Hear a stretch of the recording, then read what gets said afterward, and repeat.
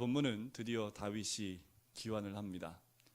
압살롬의 반역에 인해서 쫓겨갔다가 이제 전쟁에서 승리를 하고 돌아와 이제 다시 왕으로 기환하는 내용이 오늘 본문의 말씀입니다.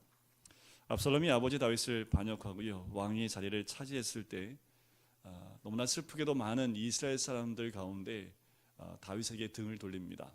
압살롬을 따랐고 그리고 반역의 자리에 함께 있었던 이스라엘 민족을 봅니다. 그런데 이때 다윗이요, 그들을 향해서 어떠한 마음을 가졌는지가 참 중요합니다. 이스라엘 백성이 압살롬에 함께 동조하며 다윗에게 반역을 했던 그 모든 모습들을 다윗은 반역이라고 보지 않습니다. 참 어렵지요. 나의 등 뒤에서 칼을 겨누고 있는 것을 알고 있는데 그것이 그 반역이라고 생각하지 않은 겁니다. 뭐라고 생각하냐면 나의 죄로 인한 하나님의 징계다라고 생각을 했다라는 겁니다. 보통 사람이라면 이렇게 할 수 없지요. 이미 다윗은 삶의 굴곡 가운데 여러 가지 어려움과 또 여러 가지 아픔과 고난을 겪으면서 다윗이 가지고 있었던 신앙이었고 믿음이었습니다. 사람이란 그럼에도 불구하고 왕의 자리에서 쫓겨남을 당할 때는 그런 마음을 다시 갖기가 너무도 어려운 거지요. 어쩌면 아들이 반역을 했기 때문에 그랬을까요? 아니요. 사람 마음이라는 것이 가장 높은 자리에 있다 쫓겨남을 당했을 때 자기의 죄 때문에 이렇게 내가 쫓겨남을 당하는 것이다, 그들이 나에게 등을 돌린 것은 다 내 죄 때문이다 라고 생각하는 것은 아무나 할 수 없는 거지요. 오늘 이 다윗을 통해서 우리가 그런 마음을 같이 공유했으면 좋겠습니다.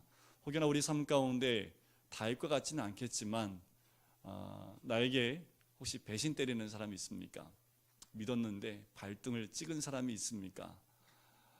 서로 웃고 있지만, 서로에게 웃음을 띠고 있지만 속마음은 타들어간 것 같은 그런 배신감을 느끼고 있는 분 혹시 계십니까?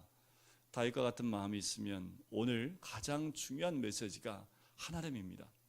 다윗은 다 찢어진 이스라엘 민족을 하나로 뭉치고 하나로 만드는 그 과정을 오늘 본문 말씀에 우리에게 보여주고 있다는 거지요. 다윗이 했던 여러 가지 행적 가운데 참 좋은 행적, 또 우리가 본받을 만한 행적들이 너무도 많고 그 굴곡 가운데서 실수한 것도 많지만 오늘 본문 가운데 결론적으로 보시면 다윗은 찢어져 있었던 이스라엘 민족을 하나로 뭉치는 그 하나됨의 역사를 경험하게 됩니다. 무엇으로 이렇게 됐을까요? 다 내 탓이라는 거지요. 모든 것이 나 때문에 비롯된 것이라는 것을 다윗이 고백하고 그렇게 인식하고 사람들 한 사람 한 사람을 대함을 통해서 찢어져 있던 마음들, 또한 미워했던 모든 마음들, 서로 갈라졌던 모든 마음들이 하나가 될 수 있었다라는 겁니다. 이 다윗의 마음이 오늘 우리에게 부어주시기를 주의 이름으로 간절히 축원드립니다. 우리가 주님 안에 하나가 될 수 있는 것은 겸손과 용서입니다. 겸손하고 용서하지 않으면 우리의 삶 가운데 하나란 이루어질 수 없는 거지요.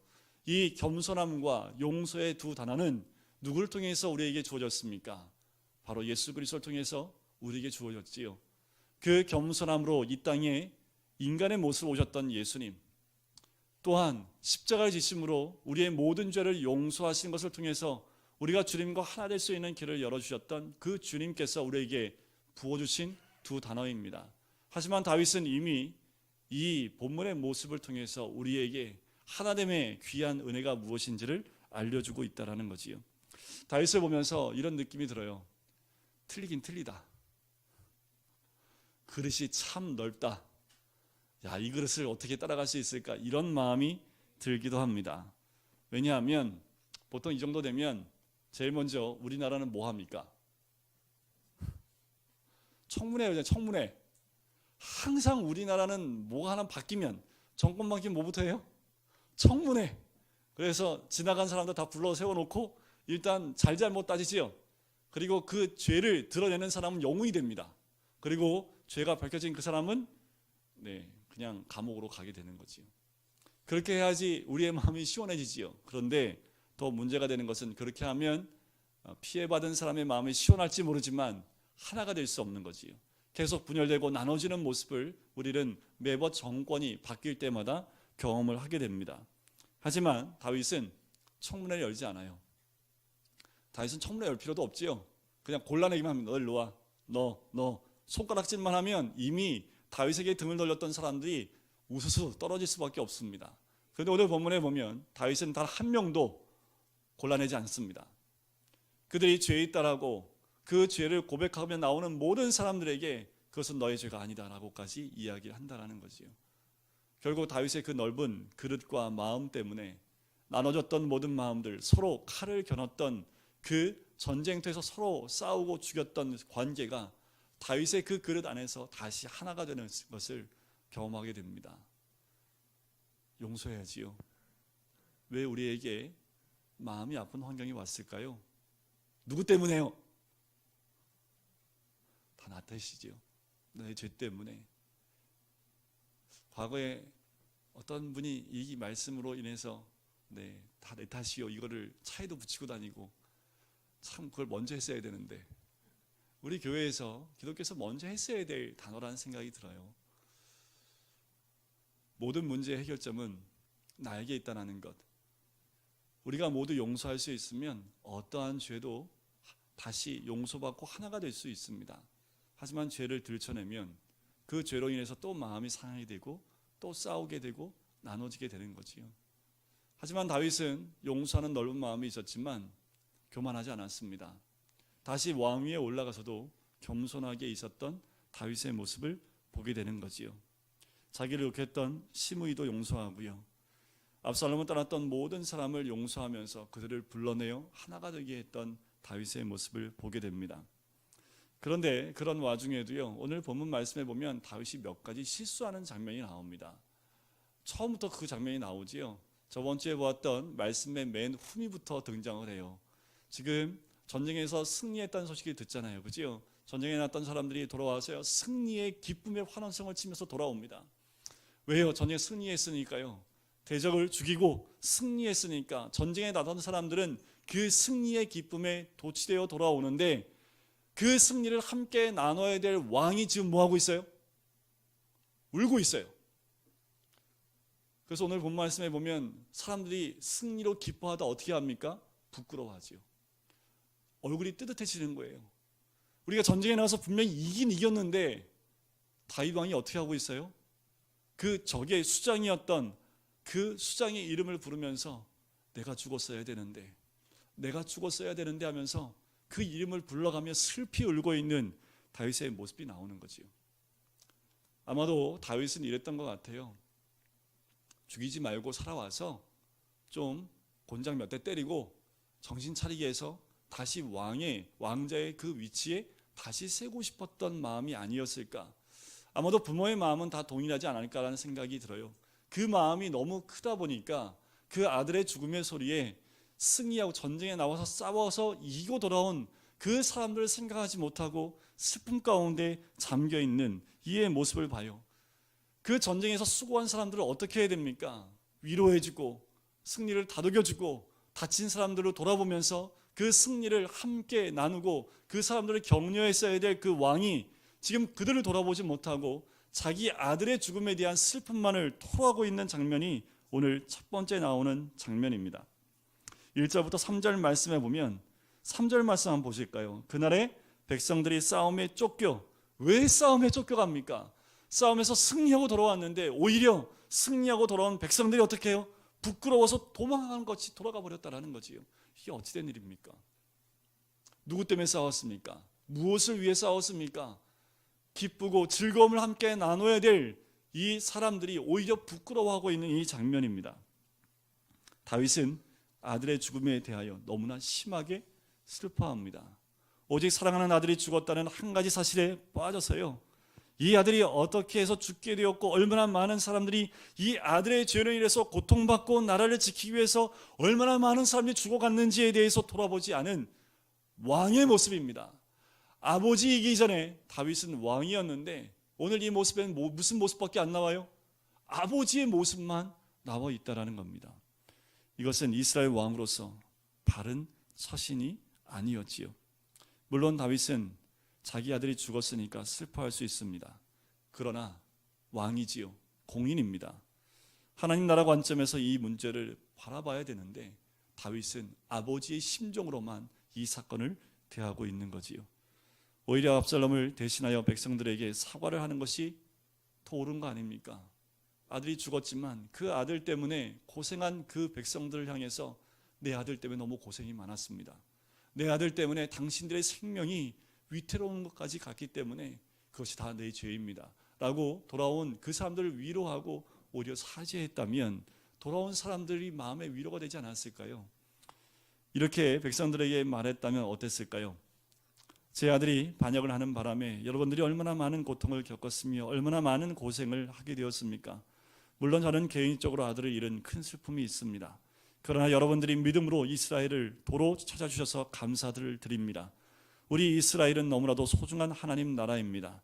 우리 다시 힘을 합쳐서 나라를 바로 세웁시다. 이렇게 얘기했다면 아마도 전쟁에 나왔던 모든 사람들, 패하여 아마도 포로로 잡혀왔던 많은 사람들의 마음까지도 하나가 되게 할 수 있을지 않았을까. 그러나 다윗은 오직 자기 아들 죽은 것만 생각하고 울었다라는 거지요. 다윗이 이렇게 깊은 슬픔 가운데 있는 것, 다윗은 이 문제를 신앙의 문제로 보았긴 했어요. 그래서 내 죄 때문에 내 아들이 죽었다라고 생각을 한 거지요. 나 때문에 아들이 죽었다라고 생각을 했지만 압살롬이 죽게 했다는 그 생각, 그러나 이것은 별개의 문제지요. 다윗이 죄를 지었다고 해서 그것 때문에 압살롬의 반역죄가 용납될 수 있는 것은 아니라는 겁니다. 4절을 다시 한번 보실까요? 왕이 이렇게 큰 소리로 부릅니다. 내 아들 압살롬아, 압살롬아, 내 아들아, 내 아들아 라고 이야기하지요.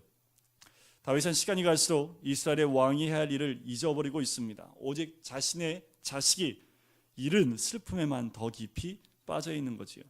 어떻게 보면요, 너무 큰 슬픔에 왕이란 직분까지 다 포기하고 있는 상태, 그 상태에 간 거지요. 만일 이런 상태가 오래 머물게 되면 어떻게 될까요? 만약 이 상태가 오래 더 지속되면 요압이 얘기를 하지요. 당신이 젊었을 때보다 더 큰 고난이 올 수 있습니다 라고 요압이 이야기를 합니다. 백성을 위로하고 모든 백성을 다시 국정을 회복할 뿐만 아니라 하나로 봉합하는 일을 빨리 시작해야 되는데 다윗은 그렇게 하지 못하는 거지요. 이것을 보고 요압이 다윗을 책망합니다. 다윗이 왕으로 모든 책임은 다 뒤라고 슬퍼하기만 하니까 왕을 야단치는 요압의 모습을 보게 되지요. 쉽게 말하면요, 왕이 어린아이와 같다라는 거지요. 그래서 책망하는 그 모습을 봅니다. 어떻게 해서 반역하여 죽은 아들만 귀하고 나라를 지키기 위해서 목숨을 건 그 백성들은 귀하지 않느냐라고 책망을 합니다. 만일 지금 정신을 가다듬고 백성을 위로하지 않으면 오늘 밤 모든 백성이 왕을 다 떠날 것입니다 라고 이야기하는 거지요. 이것은 쉽게 말하면 이스라엘 전체를 생각해서 개인적인 슬픔은 이만 그쳐야 됩니다 라고 이야기하고 있는 거지요. 우리가 어떤 위치에 있을 때에 그 위치에서 어떠한 사건을 어떻게 처리할지에 대한 부분의 지혜가 여기에 있습니다. 요압은 어떤 마음인지 모르겠습니다. 정말 하나님의 나라를 위해서 했는지, 아니면 다윗이 저렇게 되면 다윗이 무너져버리면 자기의 위치도 무너지기 때문에 그래서 그랬는지, 요압은 정확하게 객관적인 모습으로 다윗에게 조언을 하지요. 예수님이 계실 때 그때 한 제자가 와서 이렇게 얘기를 합니다. 부친이 소천했으니 장사하고 와서 주님을 따르겠습니다. 이럴 때 우리 주님이 이렇게 이야기하십니다. 죽은 자들로 너희 죽은 자를 장사하게 하고 너는 나를 좇으라. 또 한 사람이 주님 따르겠습니다만 가서 가족과 작별 인사를 하게 해주십시오 라고 요청을 합니다. 그때 우리 주님이 이런 말씀하시지요. 쟁기를 잡고 뒤를 돌아보는 자는 하나님의 나라에 합당하지 아니하니라. 이와 같은 말입니다. 우리 주님이 강조하는 말씀이 뭡니까? 하나님 나라를 우선순위에 두라라는 겁니다. 모든 것의 가장 우선순위를 하나님 나라에 두어야 된다라는 거지요. 포기해야 될 건 포기해야 됨을 이야기합니다. 나중에 너무 심하게 감정에 빠지지 않도록 자기의 주어진 길을 달려갈 수 있도록 내가 내려놓아야 될 것은 내려놔야 됨을 이야기하고 있는 거지요. 다윗이 그 감정을 내려놓지 못하니까 하나님의 나라를 보지 못하고 그 나라를 보지 못하는 그 다윗에게 내려놓음에 대한 이야기를 합니다. 우리는 자신에게 아무리 소중한 것이라도 잃으면 잃으리라, 죽으면 죽으리라 각오를 가져야 되지요. 마치 아브라함 같이요. 아브라함이 이삭을 낳고 한동안 가장 기쁜 시간을 보냅니다.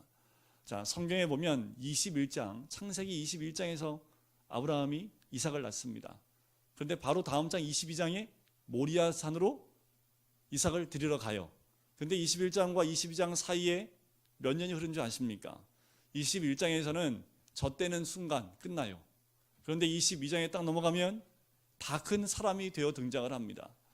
학자들에 의하면 짧게는 티네이저가 되는 10대의 이삭을 얘기하기도 하고요. 이미 40대가 훌쩍 넘은 이삭을 이야기하기도 합니다. 그 사이에 아무 사건이 없습니다. 왜 없을까요? 좋잖아요. 얼마나 좋아요. 100세의 아기를 낳는데 하나님이 약속하신 아들, 이 아이는 정말 물고 빨고 해도 돼. 왜요? 하나님이 주셨으니까. 이스마엘은요?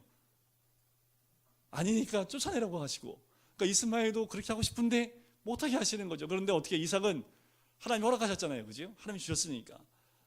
아마 10여 년 동안 막 물고 빨고 아마 다 했을 거예요. 근데 어느 날 22장에 하나님이 딱 등장하시더니 모리아 산에 가서 이 이삭을 바치라. 신앙은요, 내 것을 내려놓는 겁니다. 신앙은요, 끊임없이 내 것을 내려놓고 또 내려놓는 것. 그것이 어쩌면 신앙의 모습이고 믿음의 모습이라는 거지요. 나중에는 자신의 가장 소중한 것까지 남김없이 주를 위해 드릴 수 있는 것, 그것이 바로 믿음이라는 거지요.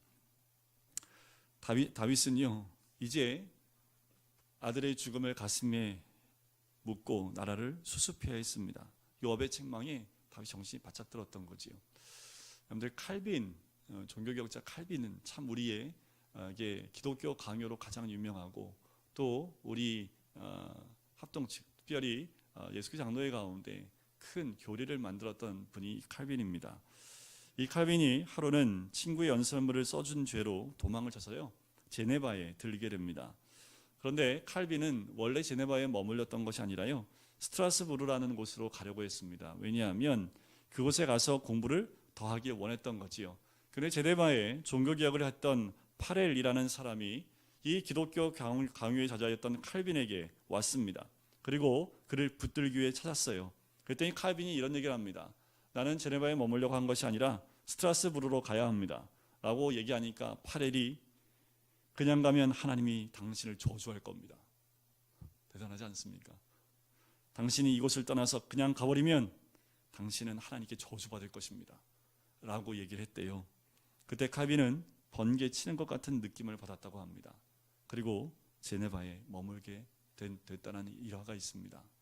칼빈의 마음을 깨웠던 것은 어떤 한 사람의 요동치는 천둥 같은 그 소리였다라는 거지요. 여러분들 그 소리 한번 들어보실래요? 집에 있는 막내의 소리가 그 소리로 들릴 때가 있고요. 때로는 강당에서 선포되어지는 이 말씀 가운데 그런 천둥 같은 소리로 마음을 때릴 수도 있습니다. 그 소리가 울려 퍼질 때에 결국 다윗은 그 약한 마음을 다 내려놓고 성문에 앉지요. 성문에 앉았다는 소식이 모든 백성들에게 소문이 퍼지고 백성들에게 큰 위로가 되었다라고 성경 말씀에 기록되어 있습니다. 결국 다윗을 깨운 것은 요압의 한마디였다라는 거지요. 그가 잘못 선택해서 감정에 휘말려 있을 때에 다윗이 들을 수 있는 귀가 있었다라는 겁니다. 여러분들, 내가 어디에 정말 몰두해서 여기에 쑥 빠져버리면 아무 소리도 안 들려요. 사람마다 약간 좀 특징이 있는데요, 전에 교회 사역했던 사역자들이 한 사무실에 한 10명이 앉아 있거든요.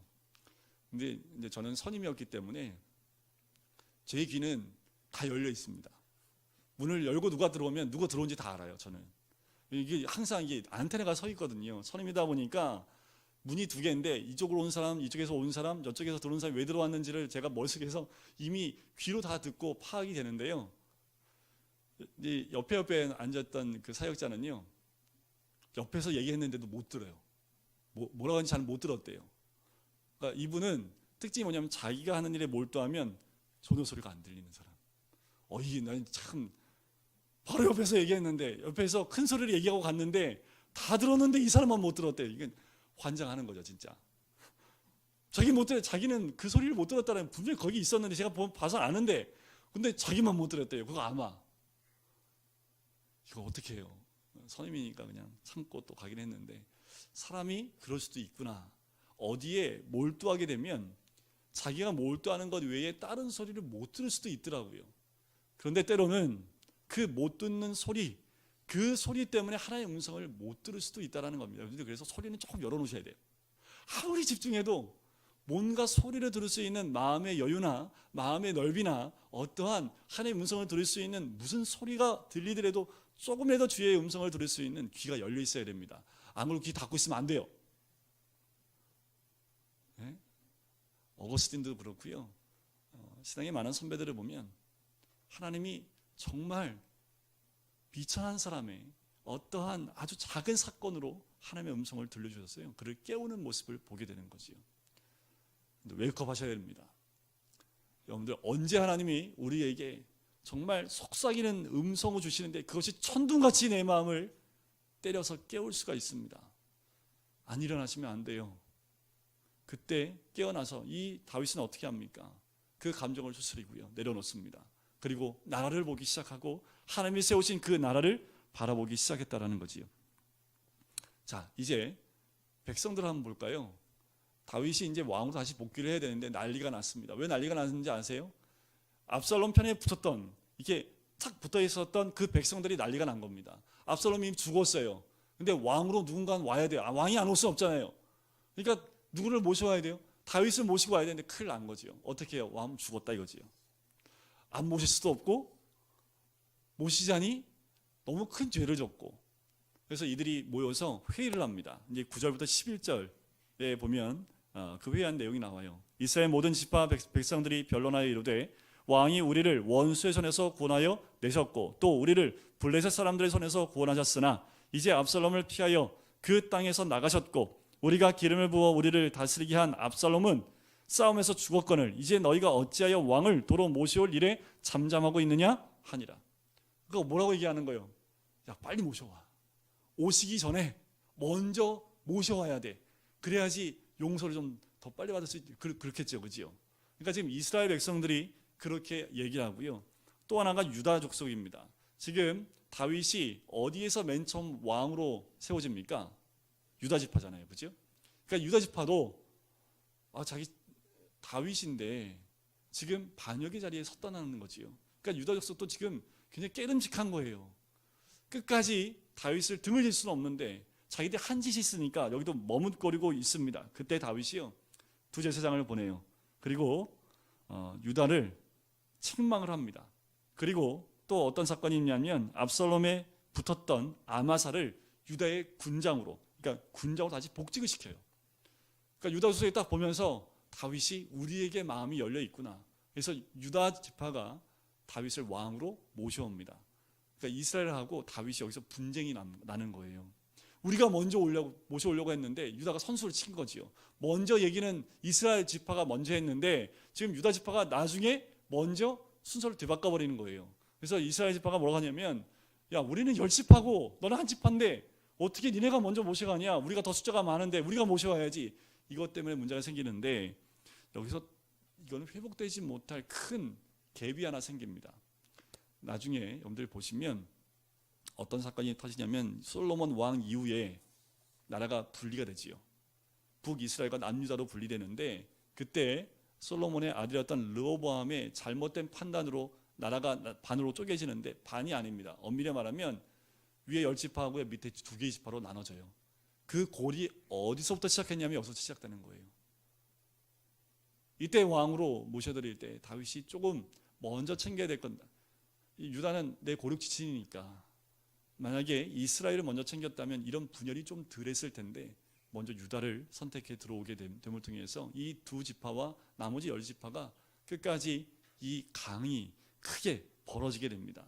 그래서 이후에 나올 때 보면은 항상 2개로 나눠서 소개를 하는 모습들을 보게 돼요. 이것이 다윗이 오늘 본문 가운데서 앞으로 벌어질 일에 대한 부분을 보지 못했던 실수 중에 하나라고 볼 수 있습니다. 자, 중요한 것은 이제 돌아와서 다윗이 세 사람을 만납니다. 제일 먼저 돌아왔을 때 제일 다윗을 먼저 만나러 나온 사람이 누굴까요? 누가 제일 먼저 뛰어나올 것 같아요? 반가운 사람이 뛰어나올 것 같아요? 가장 큰 죄를 진 사람이 먼저 뛰어나올 것 같아요? 그러면 뭐 후자겠죠, 그죠? 제가 이렇게 물어보면 항상 후자잖아요, 그죠? 그러니까 죄를 가장 크게 진, 그러니까 만나면 난 죽었다 하는 사람이 먼저 선수 치고 나오는 거죠. 그 누굴까요? 시므이. 시므이가 난 이제 죽었다 생각을 하고 다윗이 돌아온다는 얘기를 듣고요. 먼저 다윗을 만나러 나갑니다. 이제 18절 하반절부터 나와요. 왕이 요단을 건너가게 할 때에 게라의 아들 시므이가 왕 앞에 엎드려 왕께 하라되 내 주여 원하건대 내게 죄를 돌리지 마옵소서. 내 주 왕께서 예루살렘에서 나오시던 날에 종의 패역한 일을 기억하지 마시오며 왕의 마음에 두지 마옵소서. 근데 뭐라고 했는데 이걸 어떻게 마음에 안 둬요? 저주하고 욕하고 할 거 다 해놓고 이제 돌아오니까 생각지도 말아달라고 얘기하지요. 20절에 보니까 왕의 종 내가 범죄한 줄 아옵기에 오늘 요셉의 온 족속 중 내가 먼저 나와서 내 주 왕을 영접하나이다. 그래도 살고 싶어서, 그지요? 아비새가 옆에 있다가 시므이가 하나님의 기름 부음 받은 자를 저주했으니까 죽여야 마땅합니다. 맞지요? 여러분들 옆에 있으면 어우 저거를 내가 다 들었는데 나도 기억하는데 어떻게 저거를 다 잊으라고 그래. 근데 다윗이 이런 얘기를 합니다. 22절에 보시면 다윗이 이르되 수레의 아들들아 내가 너희와 무슨 상관이 있기에 너희가 오늘 나의 원수가 되느냐. 오늘 어찌하여 이스라엘 가운데에서 사람을 죽이겠느냐.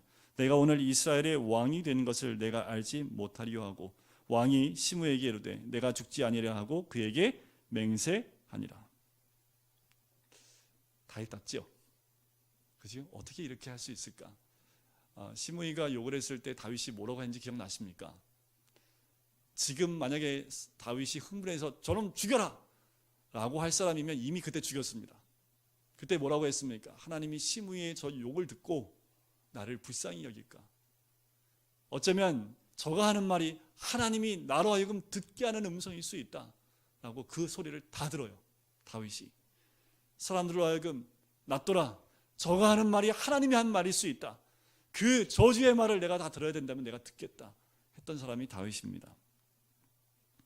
다시 그렇게 한 이유, 시므이가 한 행동이 옳다는 것이 아니지요. 하나님께서 그 사람을 통해서 징계를 하셨고 그 사람의 죄를 하나님이 또 알아서 하신다는 믿음이 있었기 때문에 그래요. 그가 죄를 졌다면 하나님께 죄를 졌기 때문에 하나님이 심판하실 거다라는 거지요. 다윗이 한 가지 알았던 건 뭡니까? 다윗이 직접 하나님의 심판을 행하지 않았다라는 겁니다. 사울을 만날 때도 마찬가지였잖아요. 다 하나님께 의탁을 합니다. 이 순간에도 다윗은 그 모든 죄에 대해서 하나님께 다 의탁하고 자기는 피를 흘리지 않는 모습을 보게 되는 거지요. 다윗은 다시 왕위로 기원하고 사람들에게 보복을 하지 않습니다. 그렇게 단기간에 이스라엘 백성의 마음이 다윗에게로 돌아서게 되는 거지요. 두 번째 사람이 요나단의 아들 무비보셋입니다. 그가 도망갈 때 그의 시종이 와서 이야기를 하지요. 무비보셋은 따라오지 않습니다. 하고 시바가 와서 거짓말로 다윗을 섬기는 모습이 나옵니다. 그래서 와봤더니 무비보셋이 나와요. 그는 두 다리를 다 절기 때문에 다윗을 쫓아갈 수 없었습니다. 그래서 조금이나마 다윗의 고통과 함께하기 위해서 뭐 한 거예요? 씻지도 않고 옷도 갈아입지 않고 수염도 깎지 않고 다윗이 올 때까지 기다렸던 거지요. 근데 다윗은 어떻게 해요? 이미 시바한테 뭐라고 했습니까? 이 재산이 다 너희 것이다 라고 말을 했기 때문에 시바를 통해서 이미 받은 게 있잖아요. 그런데 오해는 했지만 그래서 다윗이 어떻게 합니까? 둘 다 반반 나눠서 서로 가지게 합니다. 그때 무비보셋은 그것에 대해서 말을 하지 않아요. 어떻게 이야기합니까? 괜찮습니다 라고 이야기하는 거지요. 다윗 왕이 돌아왔으면 괜찮습니다 라고 이야기를 합니다. 자, 세 번째 사람이 나오는데 세 번째 사람은 길르앗 사람 바르실레입니다. 그는 돈이 많았기 때문에 다윗이 피난 생활을 할 때 실제적으로 큰 도움을 줬던 사람이지요. 다윗이 함께 예루살렘 왕궁으로 돌아갑시다, 같이 갑시다 라고 했을 때 바르실레가 거부를 합니다. 그리고 나는 그 왕궁으로 가지 않겠습니다 라고 이야기를 해요. 그 이유는 하나님의 것으로 왕을 돕는 것으로 할 일이 끝났고 그 후에 따라가서 왕으로부터 보답을 받는 것은 바른 자세라고 이 바르실레는 생각하지 않았던 것 같아요. 바른 마음이지요. 하나님 주신 그 물질을 가지고 하나님의 종을 섬기는 것은 그것은 당연한 것입니다. 이것이 내가 상을 받을 일이 아닙니다 라고 이야기하는 거지요. 대신 김함이라는 사람을 부탁을 합니다. 아마도 아들이었던 것 같아요. 김함이 하나님의 사람 옆에 있어서 하나님의 사람의 영향력을 받게 하기 위해서 그 아들을 다윗에게 맡기는 모습을 보게 됩니다. 오늘 가장 중요한 것, 이거 한 가지만 기억하시면 돼요. 다윗은 실수를 하긴 했지만 다윗은 어떻게 합니까? 잘못에 대해 보복하지 않습니다. 그리고 죄가 있다고 하면 자기가 그 죄에 대한 대가를 치르게 하는 것이 아니라 하나님께 의탁을 하고 그 분열되어져 있는 이스라엘 백성을 하나로 합치는데 모든 것을 다윗이 용서하고 겸손한 마음으로 끌어안음을 통해서 흐트러지지 않고 나눠지지 않는 다시 하나가 되는 귀한 그 은혜를 다윗은 그의 삶을 통해서 함께 나누게 되는 거지요. 우리의 삶 가운데 가정도요, 내가 있는 공동체도요, 그리고 우리 교회도요, 더 나아가서 이 나라 민족도 마찬가지입니다. 왜 나눠집니까? 용서가 없습니다. 왜 나눠집니까? 겸손함이 상실되어져 있는 사회가 되기 때문에 그렇습니다. 겸손하면요, 나는 드러나지 않습니다. 용서하면요, 모든 죄는 다 하나님 앞에서 용서가 되고요, 만약에 죄가 있다면 하나님이 그것을 다스리시겠지요. 그런 믿음으로 주님께 의탁을 하면 하나님이 다 하십니다.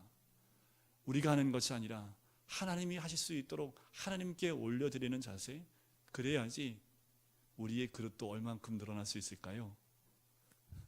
다윗은 자기 나라를 품었지만 우리는 때로는 우리 자녀를 품고 우리 가정을 품을 수 있는 그릇, 더 나아가서 우리가 모이는 공동체를 품을 수 있는 그릇, 더 나아가서 우리 교회를 품어서 우리 교회가 나눠지지 않고 하나가 되게 하는 그 그릇, 더 나아가서 이 금오동을, 그러면 이제 국회로 나가야 되는 건데 그럼 나라를 하나로 해나갈 수 있는 그 자리까지 하나님이 인도하시지 않을까요? 하나님의 사람들이 이 다윗과 같은 마음이 없기 때문에 어쩌면 이 사회가 이렇게 나눠지는 것이 아닐까.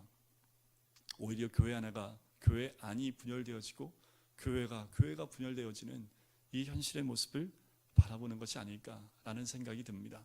오늘도 주님 안에서 우리 모두가 겸손하여 주님만 온전히 섬기고 하나님께 나가는 귀한 은혜가 있기를 주의 이름으로 간절히 축원드립니다.